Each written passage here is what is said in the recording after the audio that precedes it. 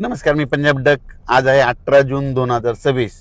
तर शेतकऱ्याला सांगू इच्छितो की 21 जून पासून ते 30 जून त्या दरम्यान राज्यामध्ये पावसाचं वातावरण तयार होणार आहे. बऱ्याच ठिकाणी 21 तारखेला पाऊस सुरू होणार आहे, काही ठिकाणी 22ला होईल. असं करत करत 30 तारखेपर्यंत राज्यात वेगवेगळ्या भागात पाऊस पडणार आहे. शेतकऱ्यासाठी हा दिलासादायक पाऊस ठरणार आहे, म्हणून हा अंदाज लक्षात घ्यायचा.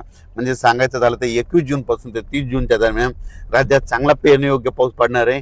तो पाऊस सगळीकडे एका दिवसात सगळीकडे जाणार नाही, दररोज वेगवेगळ्या भागात जाणार आहे, म्हणून हा अंदाज सर्व शेतकऱ्यांनी लक्षात द्यायचा.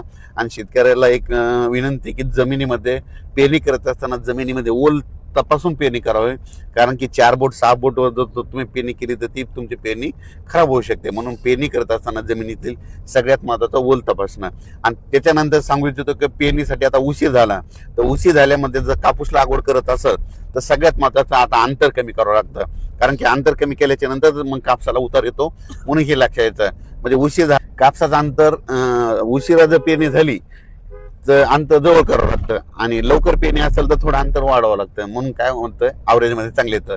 पण कोणतीही पेरणी करत असताना उशिरा झाली तर त्याचं अंतर कमीच करावं लागणार आहे, कारण की उशिरा पेरणी केल्यामुळे वाढ होत नसते, म्हणून हे लक्षात यायचं. आणि होईल तिथपर्यंत लवकर येणाऱ्या जाती करा, पांढऱ्या फुलाच्या करा, लवकर येणाऱ्या करा, कारण की लवकर येणाऱ्यामध्येच काहीतरी खरं आहे, नसं उशिरा येणारं ते काही खरं नाही. म्हणून होईल तिथपर्यंत लवकर येणाऱ्या जाती करा. आणि शेतीचं नियोजन करत असताना चांगली मशागत करून आपण आपल्या पेरणीची तयारी ठेवा. पाऊस पडल्याच्या नंतर जमिनीवर ओल तपासणं असं करीत करीत नियोजन करून तुम्ही शेतकऱ्यांनी पेरणीची तयारी ठेवा. परत एक शेतकऱ्याला सांगू इच्छितो की यावर्षी दरवर्षी मी म्हणतो ना, जूनच्या शेवटच्या आठवड्यातच पेरणी होणार आहे. मी पहिल्यापासून सांगतो की निसर्गात 22 दिवस पुढे सरकला आहे, पण याकडे कोणी दुर्लक्ष करतं. लोक जे अंदाज देत असताना निसर्गात कोणी लक्षात देईना. निसर्ग काय झाला की ऋतुचक्रमान 22 दिवस पुढे सरकले, थंडी 22 दिवस पुढे सरकली, उन्हाळा 22 दिवस पुढे सरकला, आणि पावसाळा 22 दिवस पुढे सरकला. लहान मुलाला जर विचारलं तर पाऊस कधी येणार, तो म्हणतो 7 जूनला येणार. पण आता भविष्यामध्ये काय करावं लागणार आहे, आता 7 जून ऐवजी आपल्याला दरवर्षी म्हणावं लागणार आहे जूनच्या शेवटच्या आठवड्यात पाऊस येणार आहे आणि पेरणी होणार आहे असं म्हणावं लागणार आहे. कारण की हे भविष्यात ही परिस्थिती असंच राहणार आहे. पाऊस दरवर्षी 7 जूनला येणारच नाही, फक्त थोड्या भागात पडेल, पण खरी पेरणी मात्र 14 आपलं जूनच्या शेवटच्या आठवड्यात होणार. म्हणून आता 2027 बी धरा, 2028 आणि 2029ला तरी तुम्ही काय करा, वाटेल आतापासूनच लक्षात ठेवा पेरणी कधी होणार, तर शेवटच्या आठवड्यातच होणार. आणि यावर्षी तशीच परिस्थिती.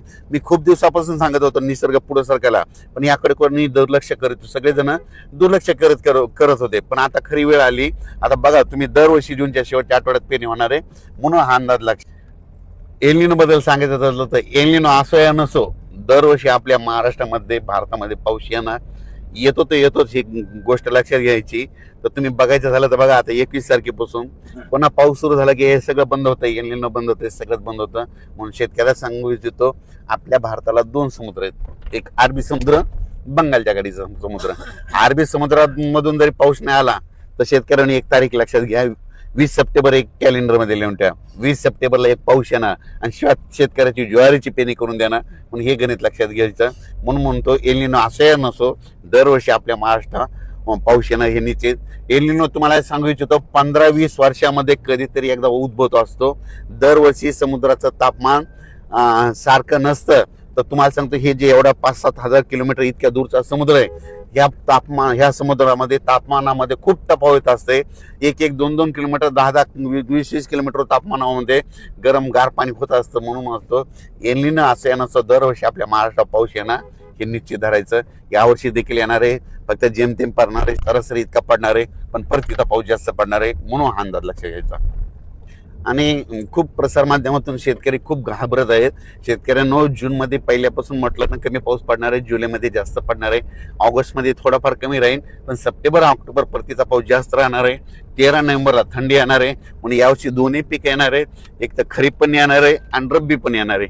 खरीप कशामुळे चांगलं येणार आहे, खरीपमध्ये जेमतेम पाऊस असला, थोडा कमी असला की ट्रेस भेटल्याच्या नंतर पिकाला फुलं लागतात, फुलं लागल्याच्या नंतर शेंगात रूपांतर होतं.